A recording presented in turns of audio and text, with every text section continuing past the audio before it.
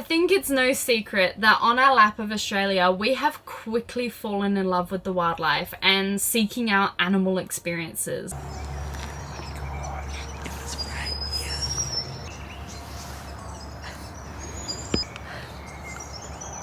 Like, when do you ever get to have like such a close-up experience with like wild animals? Like, you don't. It's so special.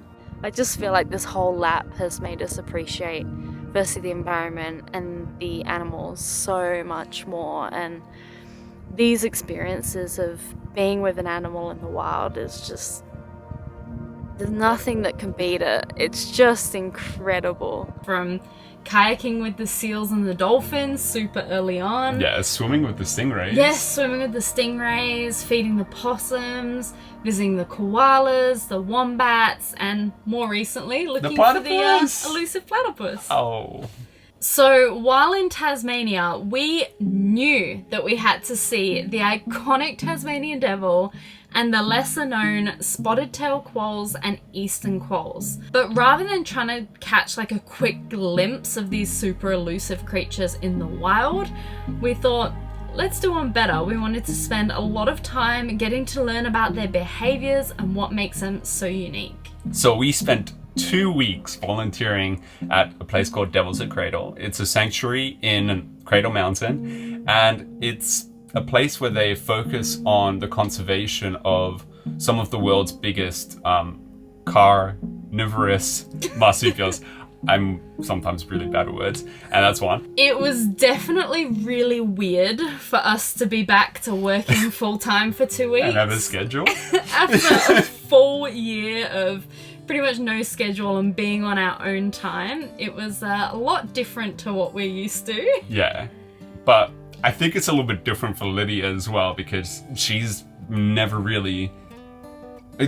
It wasn't a job, but she's never really had a hands-on job. Yes. So, and we got like really dirty as well. So we did a lot of things like clean up enclosures, feed the animals, a little bit of maintenance work. Mulching.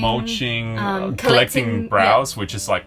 Vegetation for like the enclosures to like, you know, freshen things up and like spice it up for all the animals. So a lot of hands-on dirty work that we're not used to. But we're extremely grateful that we had this experience and were able to get closer to these animals and learn so much about them.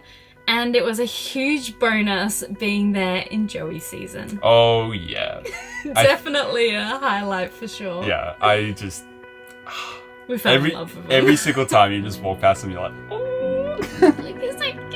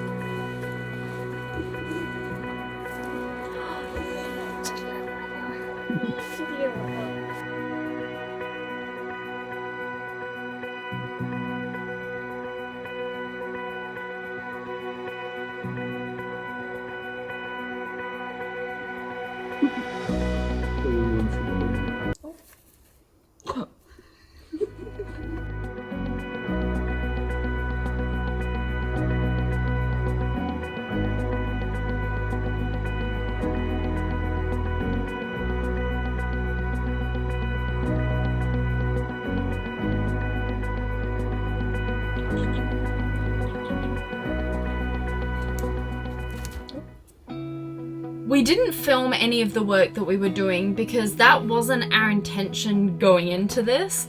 We really wanted to give them 2 weeks of our undivided attention so that we could help out as much as possible. We did, however, at the end of one of the work days, take our camera in and get a couple of shots of these beautiful animals. So we wanted to sit down with you guys and talk about those animals and also what our experience was like with them.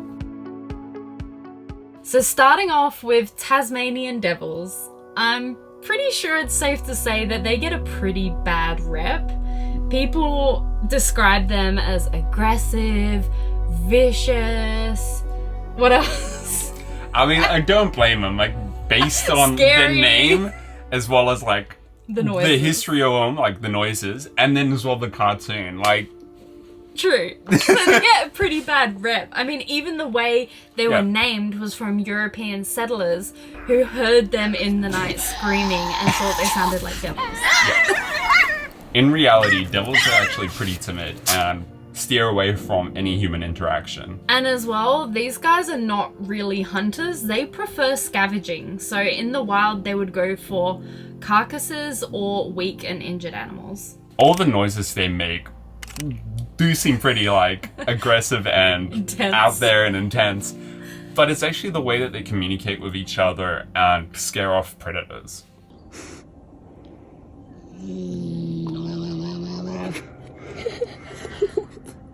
Anytime we were actually in a devil enclosure giving it a clean, majority of the devils would completely stay away, either in their den or just watching us from afar. I would say there were only a few hand-reared devils that just like came over because they were super confident and wanted to play or have a cuddle. Yeah. There were probably around 50 devils, I'd say, at Devils Cradle. And every single one of them had such a unique personality, and I feel like that was such a big shock to us. Yeah. And I know that sounds silly, but you kind of expect them all to act the same. I feel like if you're watching like a nature documentary or whatever, and like there's like filming shots, like it always seems like the animals behave exactly the same, and like it's just not the case. So one devil that really stood out to us was Hamlet. Sweet Hamlet. Such a sweetheart. Hamlet is one of the biggest devils at the sanctuary, and he looks like this big scary boy, but he is just a gentle sweetheart. I feel like with Hamlet, depending on what perspective you're looking at him, he looks like a complete different devil.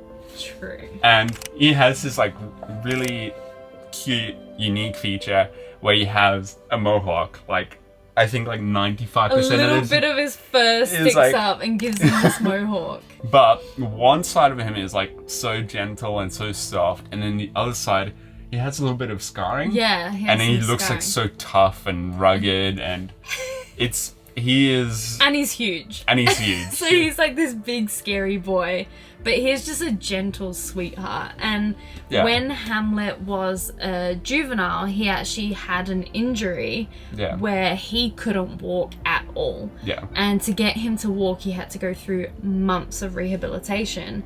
And because of that, he just can't keep up with the other devils. Yeah. So they have paired him with other devils in the past, but he just prefers being alone, which is also another reason why he's such a big boy. There's no competition for food there. Yeah. I feel like you wouldn't be able to tell that he had any injury in the past because he's in one enclosure by himself.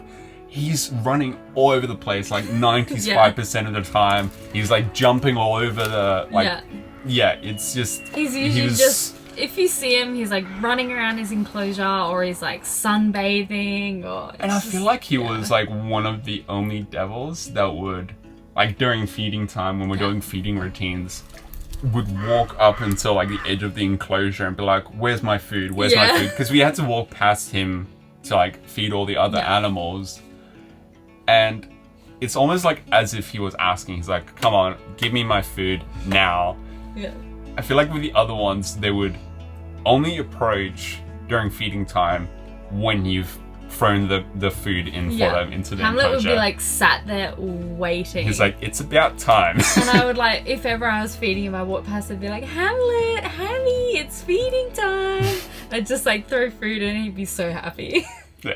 So Tasmanian devils have had quite the struggle. They once used to live on the mainland, but actually got wiped out and are extinct on the mainland because of the introduction of dingoes. In Tasmania, European settlers thought that Tasmanian devils were preying on their farm animals, so they resorted to hunting and poisoning them until the government stepped in and did something about it in the 1940s. The population then started rebounding until the early 90s when a horrible disease called the devil facial tumor disease was discovered.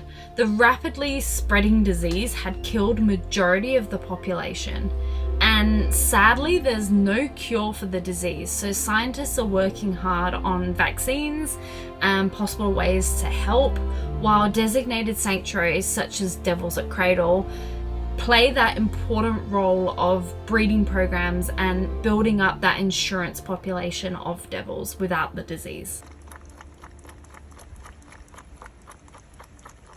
Now for quolls, which are probably one of the most underrated and unknown animals. Be honest, had you heard of quolls before this video? So first up is the spotted tail quolls, and these guys are also known as tiger quolls. Now these guys are fierce hunters with the second most powerful jaws in comparison to their body size, only second to the Tasmanian devil. Known as an apex predator, these guys, their diet can actually include large animals such as patamelons, small wallabies and wombats and possums. Yeah, sometimes even joey devils. Similar to Tasmanian devils, despite being an apex predator, quolls are quite timid and also avoid any human interaction. When we did go into their enclosures, they would either hide away or watch from a distance, or like a vantage point of some sorts. And just like the Tasmanian devils, each of these guys had their own unique personality. Now, the sanctuary had about 20 spotted tail quolls. Probably about that. And each of them was so different. So one spotted tail quoll who was super special to us was sweet baby Hazelnut. She was so cute. Definitely one of the highlights of every single day. 100%. Now, Hazelnut is actually the oldest spotted tail quoll at the sanctuary, at I believe 5. Yeah. But you would not be able to tell. No, if quolls could have grey hairs, like, she does not have a single one. She looks like she's 1 year old. She looks so young. You would not be able to tell. She's beautiful. And despite spotted tail quolls usually being solitary animals, Hazelnut actually used to share an enclosure with her 2 sisters. Coconut and Chestnut. They were the 3 nuts, which is so cute. But unfortunately, her sisters passed away from old age and she is the only one left. But she was such a sweet, beautiful baby. She was so inquisitive. Even, I think she was the only one to do this, but when we feed her or go into her enclosure to clean it, when we were going there, she'd be waiting at the door. Yeah. And if she wasn't snoozing, of course. And then when we got in, she would just like stay from a distance and kind of just follow us around and see what we were doing. She was so sweet. Sadly, there has been a huge decline in their population ever since the European settlement. I think like up to 90%. Yeah. The primary reason being habitat loss and them becoming more fragmented and isolated, so just spread out. But other threats do include roadkill, poisoning, and competition and predation from animals like foxes, feral cats, and dogs. Again, just like with Devils Cradle, a number of sanctuaries are now working to build up that insurance population of spotted tail quolls. Now for eastern quolls, which don't get as much of the scary reputation as the other 2 do, but they're very largely unknown and unheard of. Even before we came to Tasmania, we had no idea they existed until we started researching the wildlife in Tasmania. Before we get into any information on eastern quolls, I just have to emphasize on how beautiful and adorable they are. So beautiful. Because like, they're so small, it's just, But despite their super cute appearance, they are still very impressive hunters. Yeah. But being so much smaller than the spotted tail quoll, their diet is things like insects and grubs and small birds and rodents and things like that. Which, I mean, had they still been on the mainland of Australia, we might not have gotten a mouse in our van. Just saying. So again, like with the rest, so there were 50 eastern quolls at Probably the sanctuary. around that, I'd say. And each of them were so unique in their personalities and how they would behave. I'm going to sound like a broken record, but much like all the other animals, eastern quolls are quite timid and do avoid human interaction as well. And when we did go in their enclosure, they would scatter and go in the dens or go to the opposite end of the enclosure and have a look. But there were actually quite a few very cheeky and confident eastern quolls that they had there. And the eastern quoll who really stole our hearts, especially Wehan, was Pepper. Little baby Pepper. Pepper is a super cheeky and very confident little eastern quoll. And it was always so much fun being inside her enclosure because anytime we were in there, she was causing a ruckus in some way. If we were cleaning the enclosure, she'd be trying to jump in our buckets. And there was even that one day where you were cutting the grass. Yeah. Bian was cutting the grass and putting new vegetation and everything in And her I was like enclosure. putting it in like a pile, like all neat and tidy so that I can remove it easily and give it to the resident wombat. And instead of leaving the pile all neat and tidy, Pepper decided that it was going to be great fun just running at full speed and jumping into this pile of Diving grass. head first, jumping on top of it. It was so funny to watch. Even when we changed her bedding that one day, we went in with this huge Her bedding? box. You mean like Well, all the other quolls as well? she steals the show. She does. But she was in enclosure with 4 others? 3 or 4 other females and 1 male. Yeah. And we took in this big box of bedding. It was this fresh bedding. We put it down. Firstly, she's immediately diving into the bedding, trying to cause a ruckus. And then when we're getting the bedding and putting it in her den, she's diving straight into the den and getting right in our way. She was so funny. Yeah. Now, Pepper was a black or dark brown coating, and quolls, eastern quolls, do come in 2 different types of fur coating colors. So one is fawn and one is like a dark brown black. Both are crazy Absolutely beautiful. so beautiful. I totally thought that my favorite eastern quoll would be a fawn one, and because it's just so adorable with the pink little nose. All adorable. But Pepper Stole your definitely heart. stole my heart. Also, a shout out to another eastern quoll, Which Ronnie. is a fawn. Fawn boy Ronnie. So chilled. So chilled. Anytime he walked past the enclosure, he'd be like just snoozing on the ledge of the enclosure, like right up against it.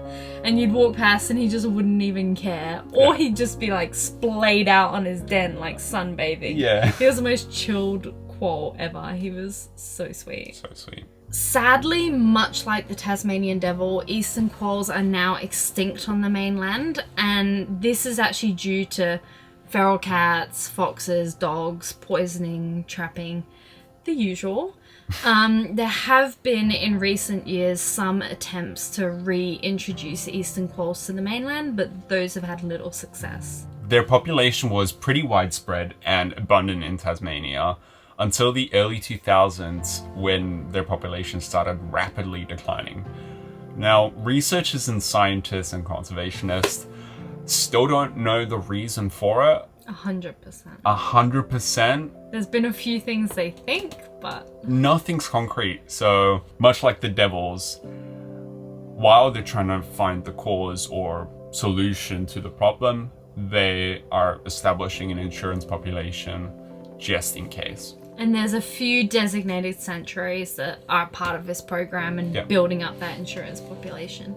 Like we mentioned before, it was so special working alongside these unique animals and even doing like little things like enrichment and tidying their enclosures, seeing how excited they got from like the smallest change really makes it hit home how sweet and innocent and special these animals are. Yeah. They're all really cool animals who we would have appreciated either way, But I think when you spend 2 weeks learning about not just what they are as a species in general, but the unique observing them personalities as well, and like observing their personalities. Exactly. It was a once in a lifetime opportunity. Made us appreciate them so much more, and was so much more rewarding than just seeing them on a quick whim in the wild. Oh, there's a cute quoll.